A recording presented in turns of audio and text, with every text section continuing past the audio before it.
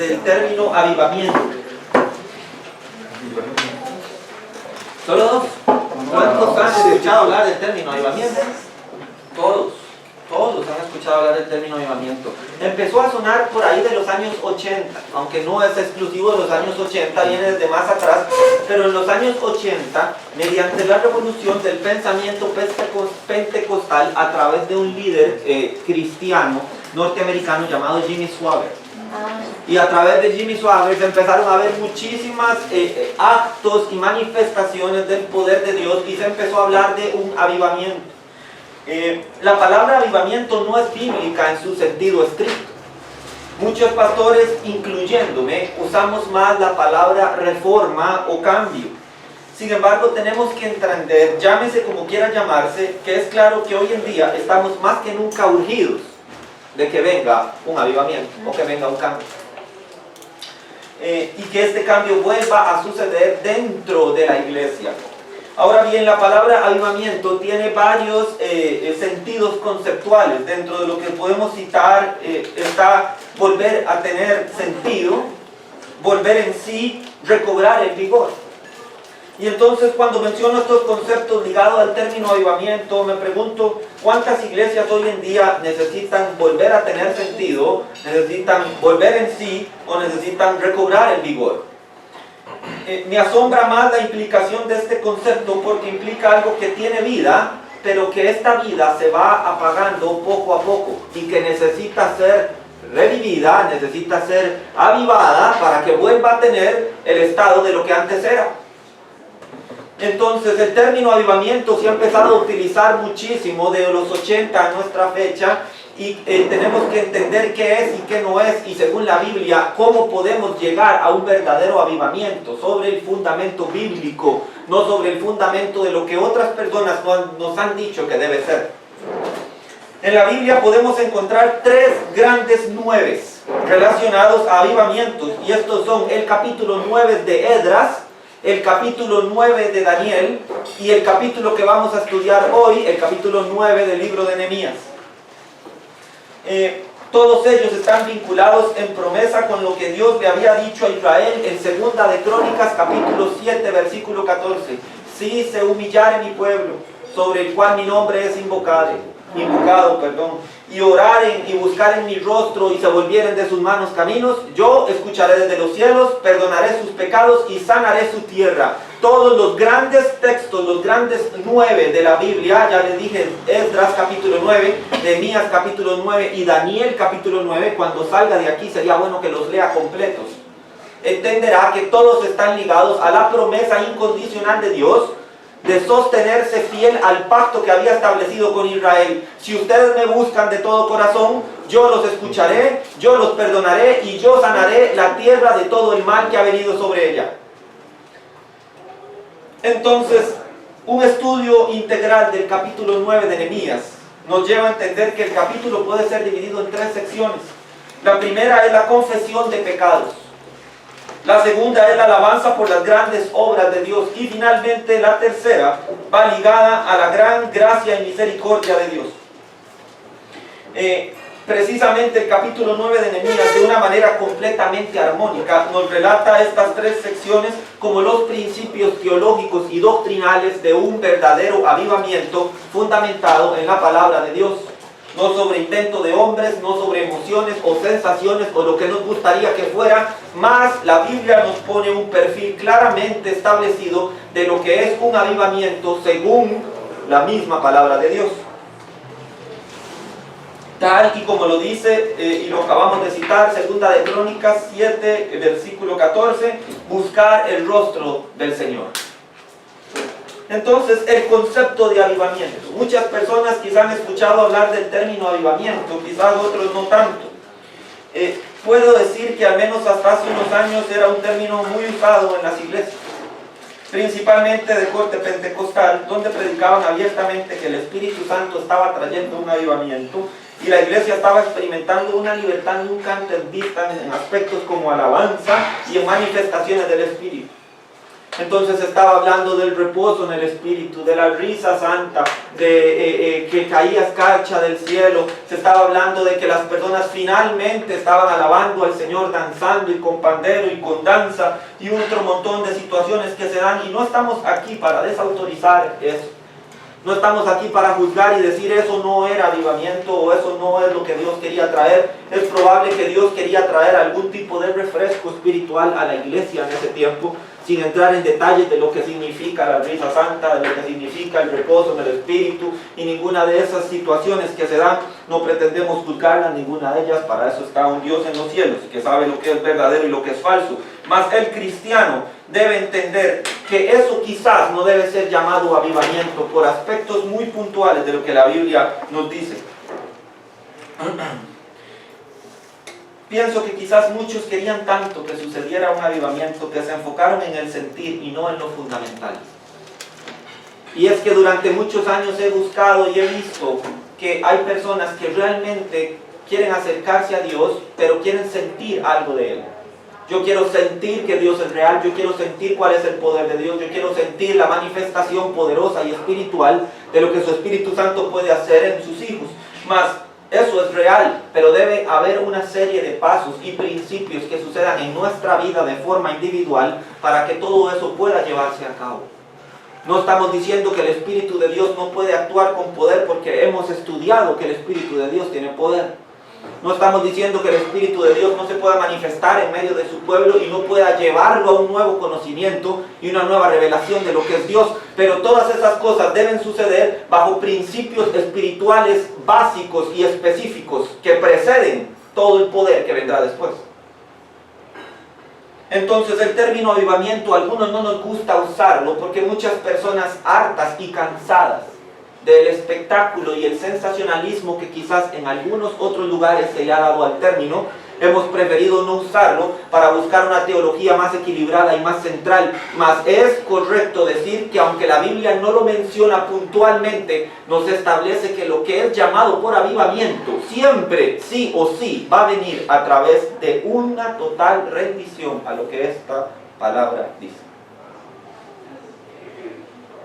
En primer lugar, creo que el avivamiento es algo que está limitado a los creyentes.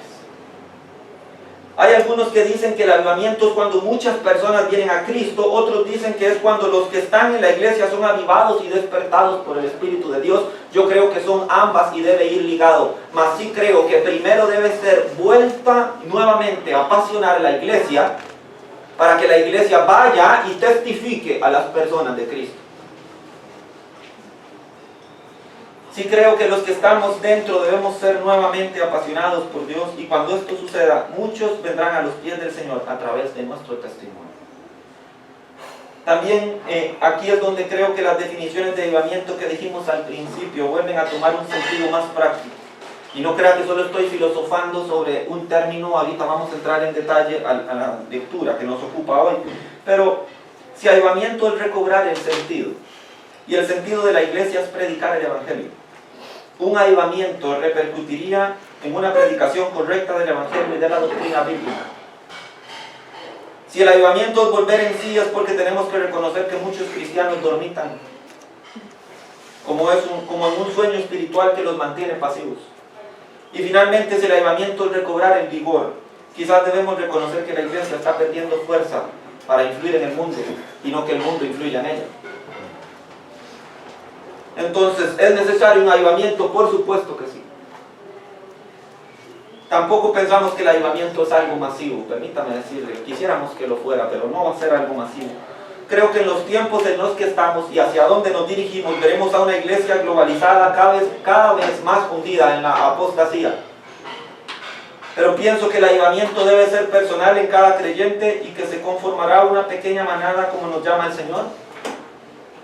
Y que se mantendrá fiel a su palabra y se comprometerán fielmente con Él, tal y como nos lo muestra el versículo 38 del capítulo 9 de Nehemías. Vamos a ir al final y luego empezamos al principio.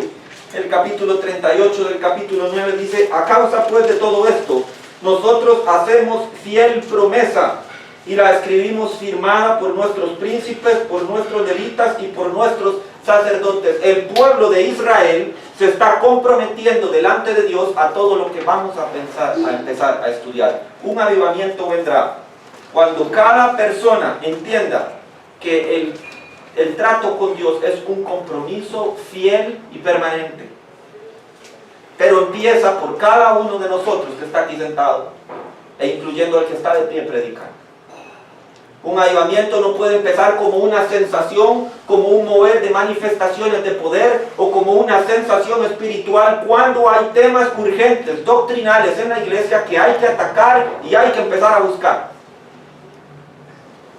Cuando se habla de avivamiento, más el líder que llevó a cabo y proclamó a grandes voces lo que era un avivamiento es sorprendido y puesto en evidencia acerca de su infidelidad y su inmoralidad sexual, nos damos cuenta de que lo que debe buscar la iglesia es un principio de consagración y santificación para con Dios.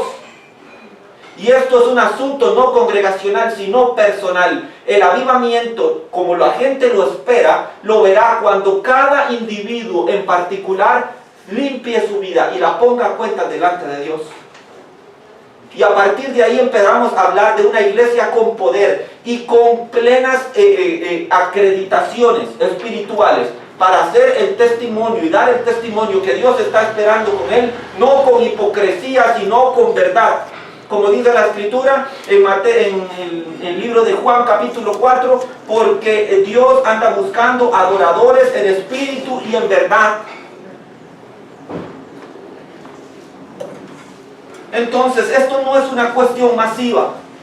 Vean, yo les voy a ser muy sincero. Yo creo que el avivamiento de la iglesia está sucediendo ya. Muchas personas en muchas partes del mundo, en muchos lugares y en muchas iglesias aquí en Costa Rica están escuchando una voz que los está empezando a despertar.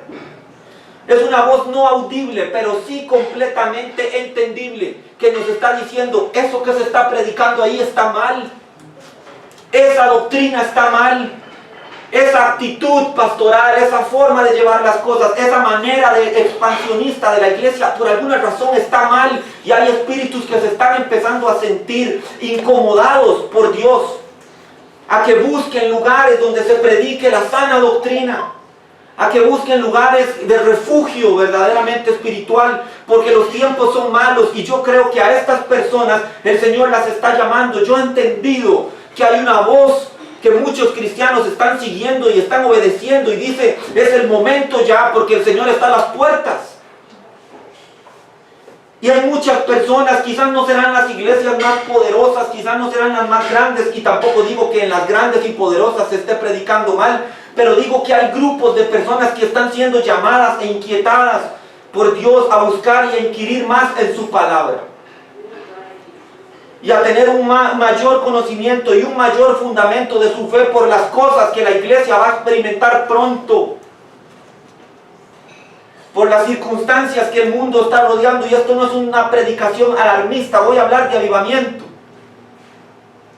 Y quiero que entienda que el mismo Señor Jesucristo dijo: mis ovejas escuchan mi voz y la obedecen. Hay una voz espiritual que está sonando, y está sonando fuerte en muchos corazones. Y hay una inconformidad, que esa inconformidad no la puso nadie más que Dios, respecto a muchas cosas que están sucediendo y que Dios permite que suceden para llamar a sus verdaderos hijos al arrepentimiento, a la consagración, al gozo de alabarle y adorarle por lo que Él es y por lo que Él ha hecho.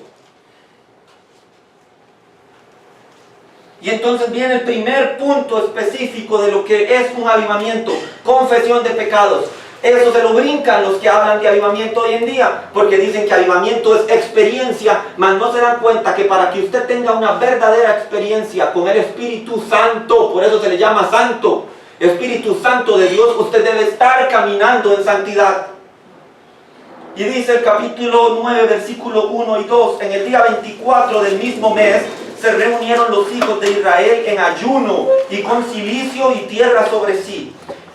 Y ya se había apartado la descendencia de Israel, de todos los extranjeros, y estando en pie, confesaron sus pecados y las iniquidades de sus padres. Confesión de pecados.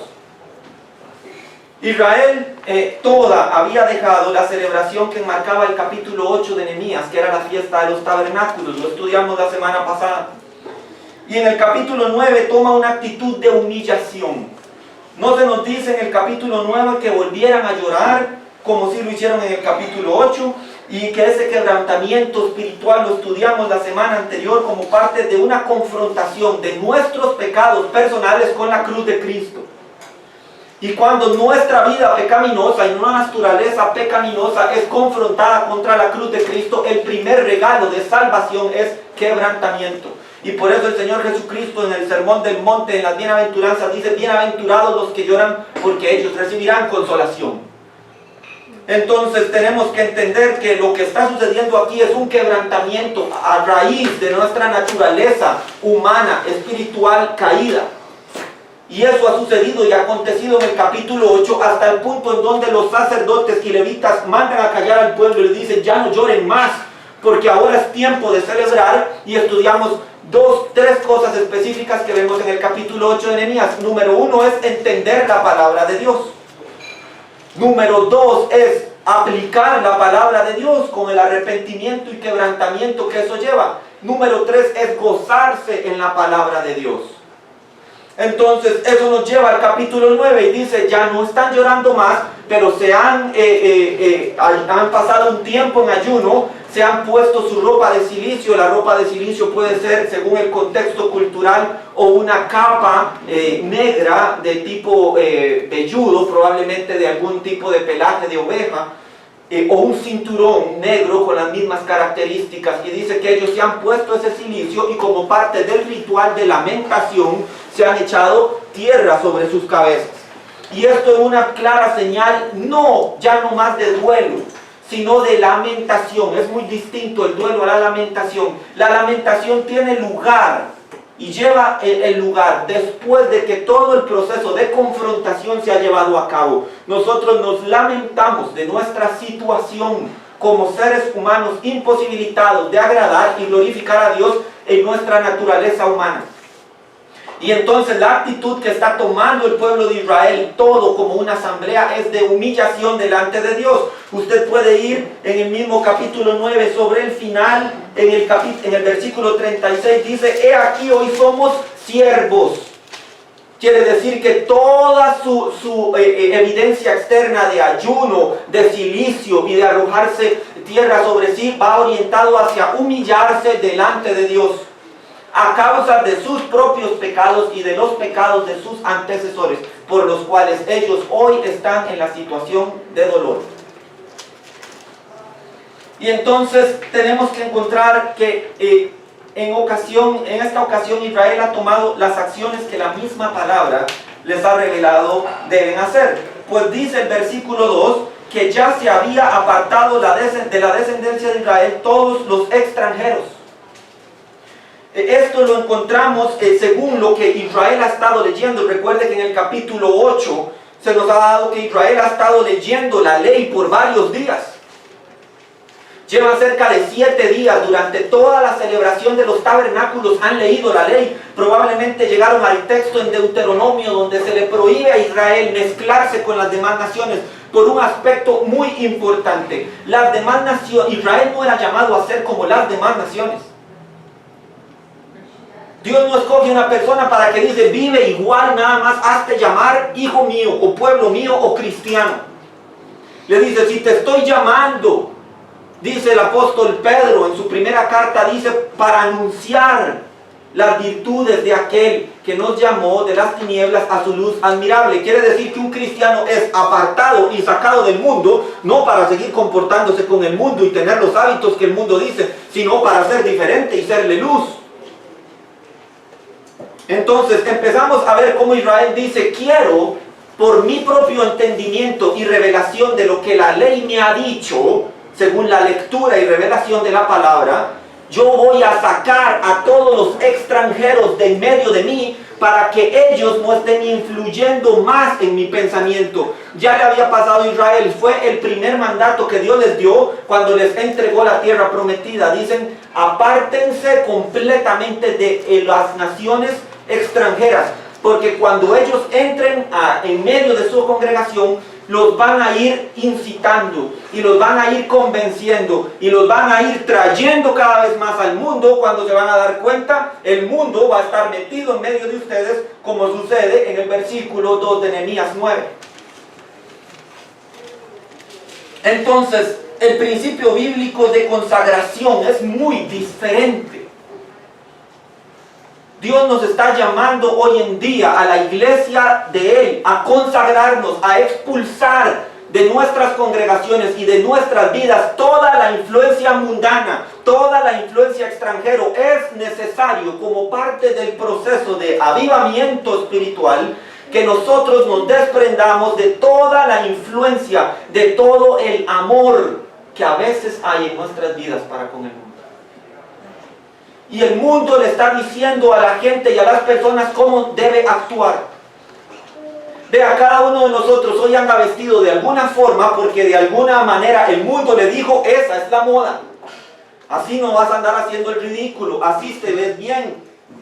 Y esto pareciera ser algo muy sutil. Yo no me voy a meter con la moda y no voy a tratar de hacer una predicación acerca de la moda. Pero quiero decirle que cada situación que hoy nosotros o el mundo nos ha insertado en la cabeza, pueden y tienen la enorme capacidad de apartarnos de Dios.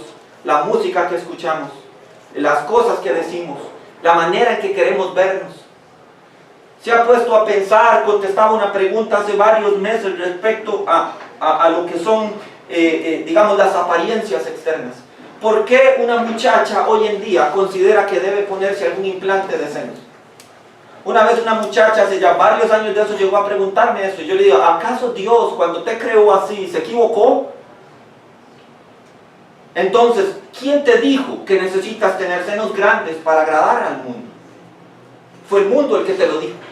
Entonces, vean cómo paulatinamente la influencia del mundo se va metiendo para decir, tienes que tener senos grandes, tienes que ser delgada, tienes que hacer ejercicio, tienes que hacer esto y tienes que hacer lo otro para ser socialmente aceptada dentro de los parámetros que el mundo dice. Dios no nos está pidiendo que seamos así. Dios dice, yo los quiero a ustedes apartados, consagrados, distintos y diferentes a todos los demás. Y Pablo, se los he mencionado varias veces, lo dice, no os conforméis a este siglo. La palabra griega utilizada es, no permitan que este mundo moldee su manera de pensar. Entonces, esa es la razón por la que Israel ya está tomando pasos y decisiones firmes, que eso es consagración. A propósito de lo que venimos hablando, consagración es tomar pasos firmes sobre, eso sí, sobre lo que Dios nos ha revelado en su palabra, que es su voluntad para nuestras vidas. Yo tomo este paso porque estoy convencido que al hacerlo obedezco a la voluntad de Dios y agrado y glorifico su nombre y es para su gloria. Y entonces por esta razón no hago esto y no hago esto, y aunque el mundo dice, pero mami, pues que no lo hago, no quiero, no me importa lo que el mundo diga, no me importa lo que estás pensando, yo no voy a permitir que me moldeen mi manera de pensar, porque mi Dios me quiere a mí diferente, consagrado a Él. Es muy relevante porque Israel ha llegado a tener este paso. Ha confesado sus pecados y se ha apartado totalmente de ellos, de cualquier influencia del mundo. El sentido de humillación y dolor es por la lejanía que Israel como nación tuvo de Dios y de su voluntad.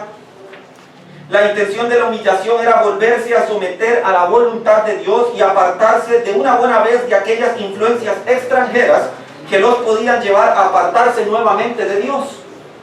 ¿Ven que tiene sentido? ¿Se acuerdan cuando Israel salió de Egipto?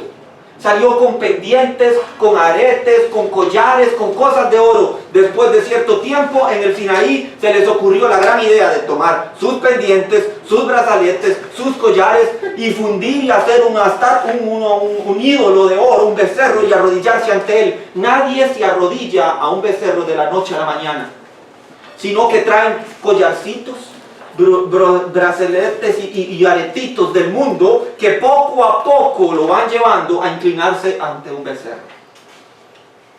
Es el mismo principio de un edificio. Un edificio no se desploma de la noche a la mañana. Hay pequeñas grietas, pequeños espacios, pequeñas roturas en el sistema estructural del lugar que lo lleva a derrumbarse. Nosotros tenemos que cuidar de esas pequeñas cosas que el mundo a veces trata de meter en nuestra mente y que nos llevan finalmente a la idolatría. La idolatría es cualquier forma que no glorifique a Dios como único Dios verdadero.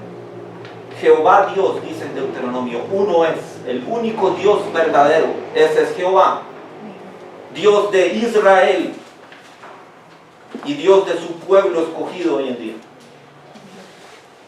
Entonces Israel ya está tomando las decisiones y los pasos correctos. No quiero nada, la influencia extranjera en mi vida, conforme a lo que la ley me dijo que debo ser como israelita. Lo mismo y el mismo principio espiritual para la iglesia. No acepto ninguna influencia del mundo conforme a lo que la revelación de la palabra de Dios me dice que debe ser mi vida santificada y consagrada a mi Señor.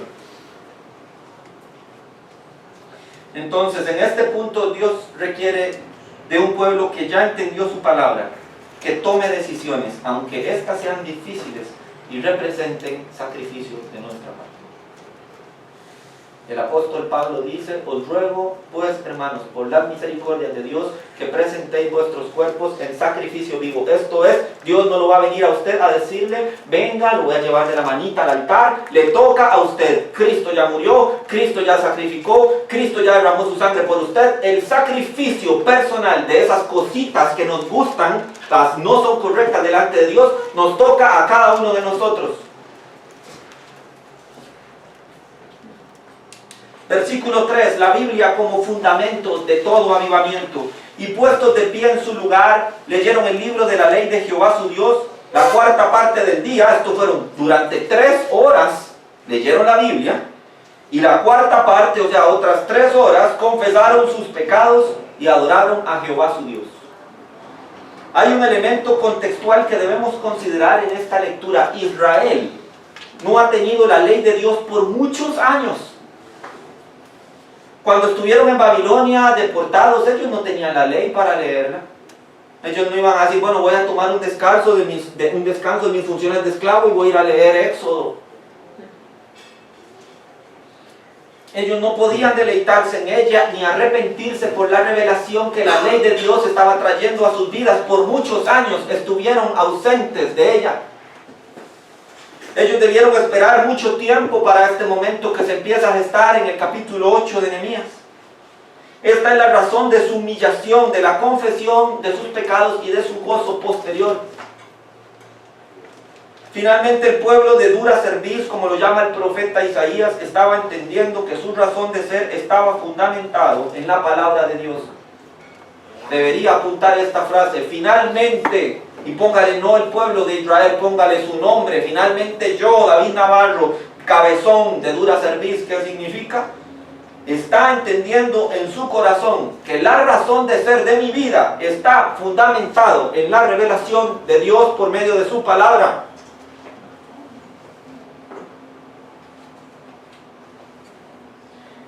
La lectura y entendimiento de la palabra de Dios que leímos en Nehemías capítulo 8 y que en el versículo 3 del capítulo 9 ha logrado un efecto en el pueblo de Dios. Si no se está predicando la verdad de Dios, si no se está dando énfasis a la palabra de Dios, si la prioridad de las iglesias es otra que no sea la Biblia, entonces no existe avivamiento.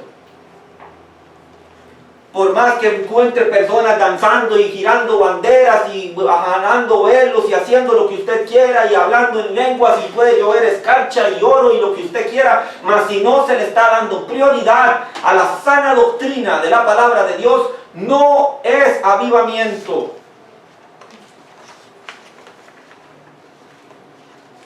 Debemos olvidarnos de tantos métodos y estrategias de iglesia y centrarnos en lo que verdaderamente importa. Y la misma Biblia se va a ir encargando de limpiar los vasos para que estos sean llenos y depositarios de la plenitud del Espíritu de Dios. Este es otro término equivocado: plenitud del Espíritu de Dios. Todo cristiano, desde el momento que llega a Cristo, tiene al Espíritu Santo. Esto es la presencia permanente del Espíritu en nosotros. Mas el Espíritu puede ser contristado.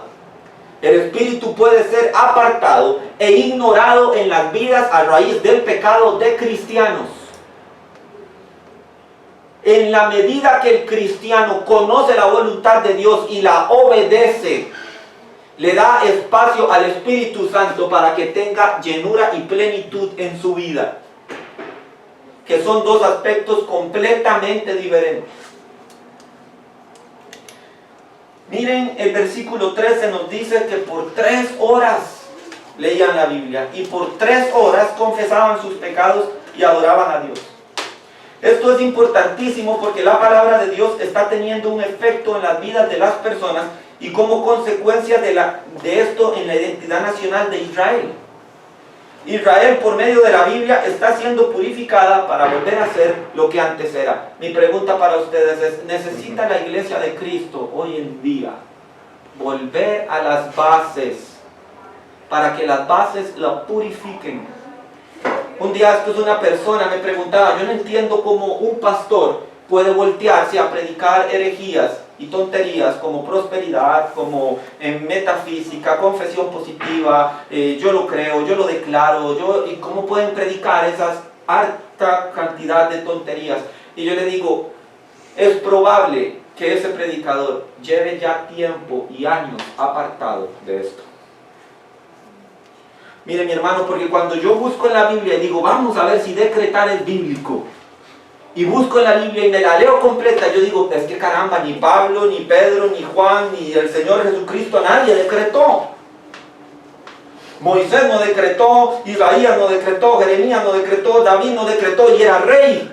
Y uno dice, entonces, pero es que nosotros somos hijos de Dios. Salió diciendo un hereje ahí por la tele que dijo, nosotros somos Jehová Junior. Dice, porque ¿cuál es el nombre de Dios? Jehová. ¿Y tú qué eres? Hijo. Entonces, ¿qué eres de él? Jehová Junior. Y entonces dice, este hombre tiene que tener años de no abrir la Biblia, cuando el sentido nuestro es de humillación delante de él. Tú eres el Kyrios, decían los cristianos, morían por eso en el circo romano. Llegaba el emperador y les decía, yo soy el Señor, yo soy el Kyrios, el culto al emperador que masacró a cristianos durante 300 años. Y decía, yo soy el emperador. Y los cristianos se paraban con toda convicción, poder y revelación que solo da la fe puesta sobre un fundamento bíblico y decían, tú no eres el Kyrios, Cristo es el Kyrios, y morían despedazados por las fieras en el circo romano, hervidos en aceite, colgados, decapitados, crucificados de frente, crucificados para abajo, crucificados de lado, de toda forma de tortura, solo porque se negaban a decir que un hombre era el Señor. Ellos decían, Cristo es el Señor. Entonces hemos pasado de un cristianismo fiel y verdadero, que vivía apasionado y vivificado de tal forma que quería entregar su vida para glorificar el nombre de Dios, a un cristianismo que hoy en día decreta. Yo decreto, yo desato a Miguel y a Gabriel para que vengan con espadas de fuego resplandecientes, decía por ahí un video que encontramos en YouTube. Yo declaro, digo, dinero del norte, dinero del sur, dinero del este, del oeste, ven a mí, lo creo. Y entonces uno dice, de verdad, yo lo consideraría torpe si no lo hubiera visto, pero lo he visto. Y digo, hay gente que piensa así, creen que pueden decretar, que ordenar, que decir, que establecer. Y cuando uno se da cuenta de eso, nada de eso está establecido en la Biblia. Si no está establecido en la Biblia, jamás, escucha esto, jamás puede ser llamado un avivamiento. Marcos Witt tenía, cuando predicaba y predicaba bien, tenía una buena forma de decir, esta es mi Biblia. Hay muchas como esta, pero esta es la mía. Y yo soy lo que la Biblia dice que soy. Yo puedo hacer lo que la Biblia dice que puedo hacer. Yo soy en Cristo lo que mi Biblia dice que puedo hacer en Cristo. Y entonces uno se da cuenta, en la Biblia, yo tengo todo lo que necesito para sanar mi vida, mi alma delante de Dios, para que le glorifique. Le daba este versículo a mi esposa esta mañana, Salmo capítulo 24, si no me equivoco. ¿Quién dice, Salmo 24, versículo 3, quién subirá al monte de Jehová y quién estará en su lugar santo? Y dice, limpio de manos y puro de corazón, el que no ha elevado su alma a cosas vanas, ni jurado con engaño, él recibirá bendición de Jehová y justicia del Dios de salvación. Amén. Entonces queremos avivamiento, queremos estar permanentemente en la presencia de Dios, necesitamos ser limpios de manos, necesitamos ser de corazón y de mente limpia, que no se ha elevado a tonterías, a cosas vanas. Ahora bien, la confesión de pecados debe ser un asunto íntimo entre la persona y Dios. Aunque en este texto toda Israel está reunida, debemos entender que es por el hecho de que, número uno, no habían sinagogas. Recuerde que Israel está apenas recién reconstruyéndose. Número dos, es probable que no existieran abundantes copias escribanas de la ley de Dios. Y a pesar de todo esto, incluso yo pienso a manera muy personal que en este tiempo, en estas 3 horas de lectura y oración, la gente no estaba hablando entre sí, cada uno estaba en lo suyo, y cuando era confesar su pecado era cada uno en lo suyo. Da lo mismo si era en medio de una asamblea o en la intimidad de su cuarto a la luz apagada. Estas personas estaban confesando sus pecados íntimamente delante de Dios. Y entonces los avivamientos no vienen a raíz de una confesión pública de pecados, pero ciertamente no puede haber un avivamiento si no hay una confesión privada. Esto hace al avivamiento un asunto de cada uno. Nadie que yo conozca se baña en público, o sí, y si lo hace, yo personalmente no se lo recomiendo. Y entonces, igual pienso que la confesión de pecados debe ser algo íntimo entre Dios y la persona. Piénselo por un momento, el gran discurso de Pedro a la multitud después de que el Espíritu Santo descendiera en Pentecostés. ¿Acaso cuando descendió el Espíritu y él se levantó con poder a predicar, acaso lo primero que dijo es: yo confieso que traicioné al Cristo del que les voy a predicar? No era el avivamiento no vino a raíz de una confesión pública de sus fallos. El avivamiento se estableció por el testimonio que él dio del Cristo resucitado. Pero el trato, la confesión de su traición para con Cristo, según el Evangelio de Juan, ya había sido tratado por el Señor, aparte, íntimamente con Pedro. Así que Pedro se levantó con un corazón limpio y con una conciencia purificada, porque el Señor Jesús mismo lo había justificado. Una diferencia entre Pedro y Judas es que Judas se juzgó a sí mismo y se ahorcó. Pedro esperó que el Señor lo juzgara, y al juzgarlo el Señor encontró misericordia. La traición de Pedro no fue menos mala que la de Judas. Recuerda a un Pedro malediciente negando a Jesús para que nadie pensara, dice, él habla como ellos, y entonces empezó a madrear y a decir cualquier cantidad de cosas para que no lo reconocieran. La traición de Pedro no fue mejor que la de Judas. La diferencia entre estos dos hombres es que Judas se juzgó a sí mismo y entonces se fue y se ahorcó. Pedro esperó a que el Señor lo juzgara en el lago de Galilea. Dice la escritura en Juan que estaba Pedro pescando. Imagínense, Pedro llevaba 3 años de no haber pescado, porque el Señor le había dicho: ya deja tus redes, ven a mí y yo te haré seguidor de hombres. Pero ante su fracaso, él dijo: nada, lo que me toca en mi vida es volver a ser pescador, porque el Señor ya murió y era una promesa de polvo. Y entonces viene el Señor y él estaba pescando, y Juan lo reconoce en la barca y le dice: Pedro, es el Señor. Y Pedro se arroja al mar y nada hasta la playa. Y cuando está en la playa, Jesús le tiene preparado un desayuno. Y le vuelve a confirmar la promesa que le dijo. Dice: Pedro, ¿me amas? Sí, Señor, tú sabes que te amo. Entonces, pastorea a mis ovejas. Entonces 3 veces le negó. 3 veces Cristo le confirma su ministerio. No es pescando, es sirviéndome. ¿Ven la diferencia entre un hombre que se juzga por su maldad y uno que busca la misericordia de su Dios?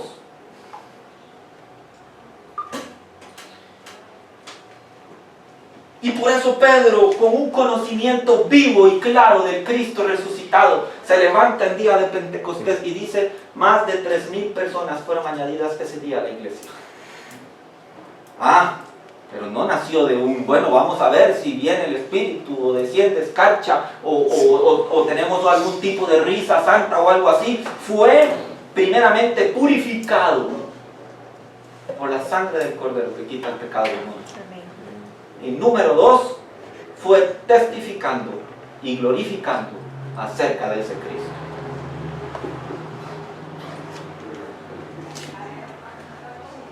De la misma forma, Israel necesitaba arreglar algunas cosas a solas con Dios antes de que se despertara en ellos un deseo genuino de alabar y adorar. Final del versículo 3 y hasta el versículo 6 dice: y adoraron a Jehová su Dios. Es la última frase del versículo 3. Y dice: luego se levantaron sobre la grada de los levitas Jesúa, Bani, Cadmiel, Sebanías, Buni, Serebías, Bani y Kenani. Y clamaron en voz alta a Jehová su Dios. Versículo 5 dice: y dijeron los levitas Jesúa, Cadmiel, Bani, Asabdías, Serebías, Odías, Sebanías y Petaías: levantaos, bendecid a Jehová vuestro Dios desde la eternidad hasta la eternidad, y bendigas el nombre tuyo, glorioso y alto sobre toda bendición y alabanza. Tú solo eres Jehová, tú hiciste los cielos y los cielos de los cielos, con todo su ejército, la tierra y todo lo que está en ella, los mares y todo lo que hay en ellos, y tú vivificas todas estas cosas, y los ejércitos de los cielos te adoran. Hoy en día el mismo cristiano no sabe distinguir entre lo que es adorar y lo que es alabar. Y muchos piensan que es lo mismo. Peor aún, hay personas que piensan que la alabanza es la musiquita movida que ponen al principio del culto, y la adoración es la musiquita romántica o suavecita que ponen al final. Aquí no hay música, no hay ni una pandereta, no hay nada. Mas ellos están alabando y adorando a Dios. Entonces, ¿cómo define el cristianismo hoy en día lo que es alabar y adorar a Dios? Vean, se trata de una actitud de corazón. Número uno, nosotros adoramos a Dios. Esto es la adoración. Apúntelo si ustedes de los que creen que la alabanza y la adoración es la musiquita que ponen antes de que pidan las ofrendas y en medio de, antes de la prédica. Entonces, adorar a Dios, adorar verdaderamente a Dios, es una actitud de corazón que nace: yo le adoro por lo que Él es. Le adoramos por lo que Él es. En un sentido más aplicativo, la adoración surge como un enamoramiento de la persona de Dios. Como ese bello canto de Marcos Witt que dice: hermoso eres. Adoramos a Dios por la hermosura de su santidad. Entonces le adoramos por lo que Él es. La alabanza, por otro lado, es rendir honor y gloria a Dios por lo que Él ha hecho. Son dos conceptos distintos. El cristianismo ya no los define, no los logra establecer, porque ha apartado su ojo de la Biblia y ha puesto su ojo en el sistema o forma eclesiástico. Dicho no, traducido a cristiano y no a teólogo, la gente pone su vista en cómo hacen las cosas dentro de la iglesia, y que sea la forma en cómo hacen las cosas en las iglesias las que le den una definición conceptual de las cosas que él debería saber por revelación de la palabra.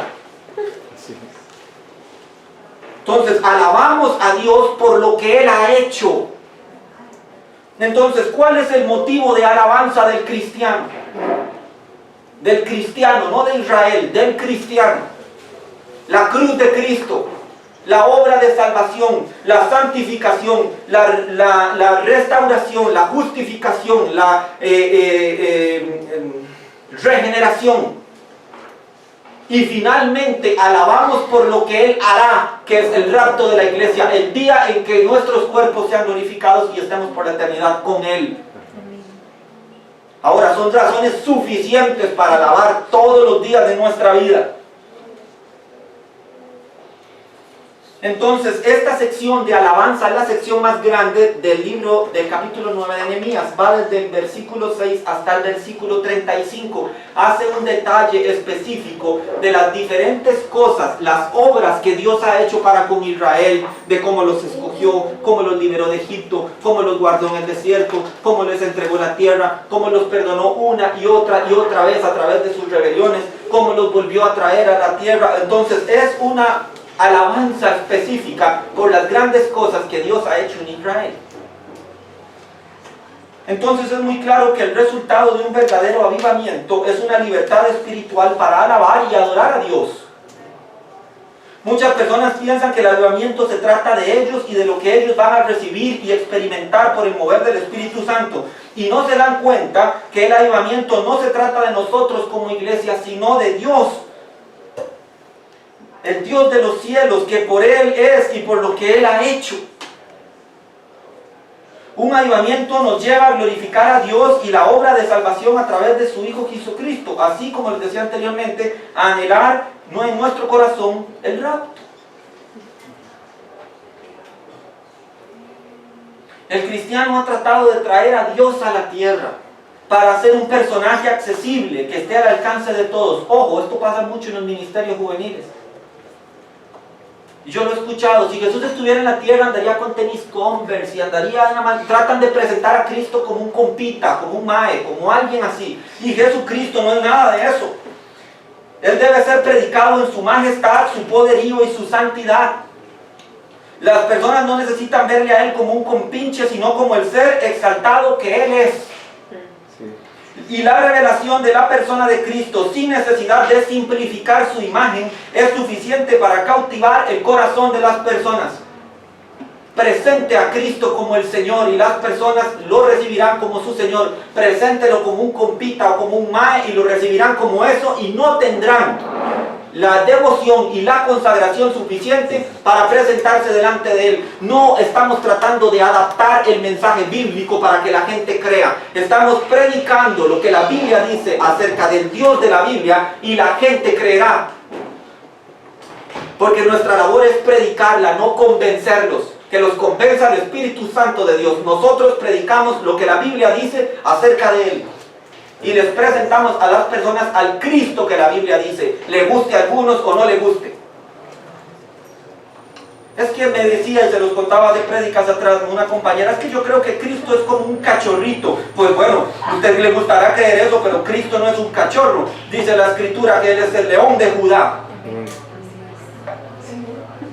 Cachorrito. Tampoco debemos elevarnos hasta donde Él está. Hace unas semanas escuché a un hombre que me dijo que desde que él se había convertido al cristianismo no volvió a pecar.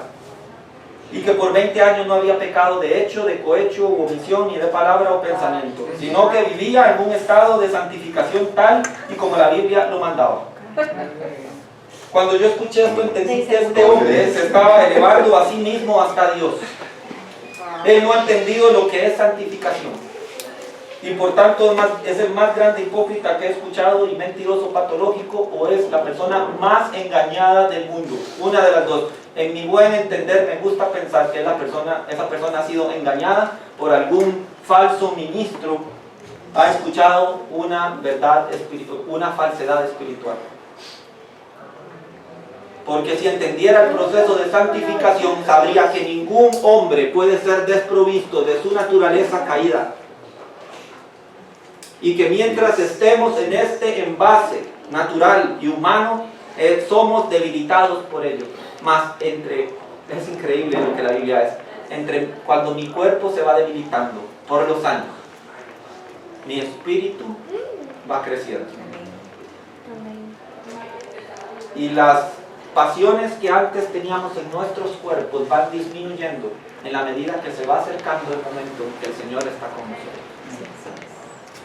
Ya sea que Él venga en gloria, como creo yo está a punto de suceder, o ya sea que partamos con Él, nuestra naturaleza pecadora será aniquilada hasta el día en que partamos de este mundo. No antes, no después. Eso de 20 años de no pecar, que ni de pensamiento, ni de hecho, ni de palabra, ni de cohecho, ni omisión, siempre ha hecho lo bueno, siempre ha hecho. Entonces, verdaderamente uno tiene que decirle, mi amigo, usted está en un gravísimo error doctrinal.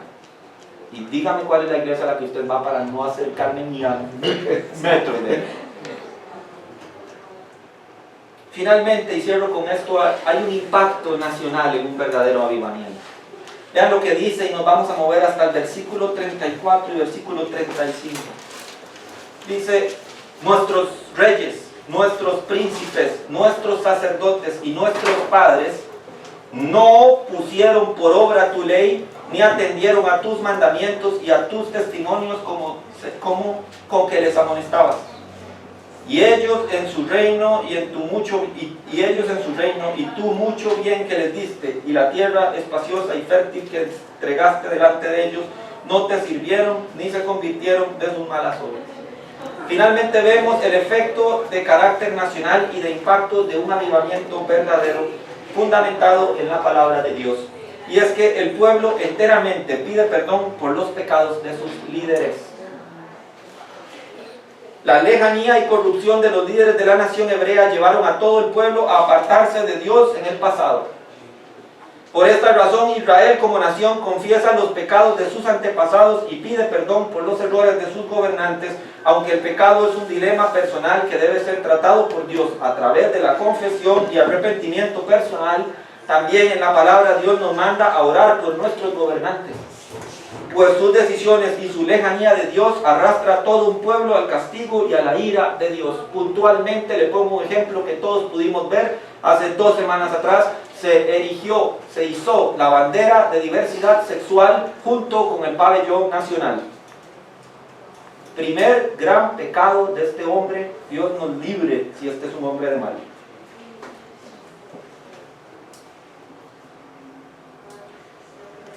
En estos tiempos donde la inmoralidad y el pecado son abiertamente defendidos por nuestros gobernantes y en nuestra casa de gobierno, juntamente con la bandera nacional se iza la bandera de diversidad sexual ante la mirada y aceptación de miles de costarricenses. No tienen idea los pleitos en Facebook y los pleitos en Twitter. Personalmente yo no tengo Facebook, pero tengo Twitter, que tuvimos que tratarnos muchos ministros respecto a, asómbrense, muchos cristianos que estaban de acuerdo. Es que a mí no me parece malo, pero ¿qué Biblia está leyendo usted, por amor de Dios? Si conociera la santidad de Dios, establecería claramente su opinión respecto a cualquier tipo de pecado sexual. No existe diversidad sexual en la Biblia. No existe tal cosa. Dios, dice la Escritura en Génesis, a varón y mujer los creó. Existe solo un tipo de diversidad sexual en la Biblia. Y entonces el cristiano le dice, pero es que no estamos hablando de un tema, estamos hablando de derechos humanos. Y entonces dice, yo no tengo ningún problema, yo no tengo problema en que vivan. Yo no tengo problema en que respiren, mas sí tengo un problema cuando violentan la ley moral de Dios. Y tengo un problema cuando intentan cambiar la legislación nacional donde dice que un matrimonio legalmente es establecido por un hombre y una mujer. Estas personas, estos cristianos están muy confundidos y poco informados acerca del carácter de Dios respecto a este pecado sexual. La iglesia de Dios en estos tiempos debe estar orando y confesando el pecado de sus gobernantes, pidiendo a Dios misericordia y por encima de todo que regrese pronto por su pueblo. Cuando yo vi esa bandera erigida ahí, yo dije, Cristo mío, ven pronto. Ven pronto. Y yo no sé cuál es el sentir de otras posiciones evangélicas. Yo hace tiempo que ando bien apartado de iglesias cuando yo no comparto su pensamiento o su doctrina, pero yo creo que al menos en este aspecto la iglesia evangélica, para bien o para mal, se ha unido a decir no estamos de acuerdo. No estamos de acuerdo. Y vamos a presentar oposición, vamos a seguir orando y vamos a seguir clamando a Dios que tenga misericordia por nuestros gobernantes, pero ay de nuestro presidente si empieza a equivocar el camino, porque se expone al castigo y la ira de Dios y todo el pueblo costarricense juntamente con él. Dios sabe guardar a su pueblo y a sus fieles, más cuidado, este presidente empieza a hacer tonterías, porque con Dios no se juega. Porque él decía un título, con Costa Rica no se juega. Le tengo una noticia, señor, con Dios no se juega. Con Dios no se juega. Y esto no es un discurso político. A mí particularmente no me importa nada por quién votó usted, si votó o no votó, si votó nulo, lo que hizo con su voto. Así le digo, según criterio bíblico, nosotros como cristianos debemos estar orando, pidiendo perdón por los pecados de nuestros gobernantes, como lo hizo Israel, cuando verdaderamente experimentemos un avivamiento. El avivamiento puede ser personal y único. No se ponga a esperar que otros empiecen a avivar para que diga, a ver si me colo en esta corriente. Búsquelo usted de corazón. Y cuando usted esté arrepentido delante de Él y experimente el gozo de alabarle y adorarle por lo que Él es, entonces usted estará moralmente autorizado para orar por el pecado de nuestros gobernantes y líderes. Y por encima de todas las cosas, preparado para pedir que Cristo venga. Recapitulamos, avivamiento. Número 1, es una confesión de pecados sobre la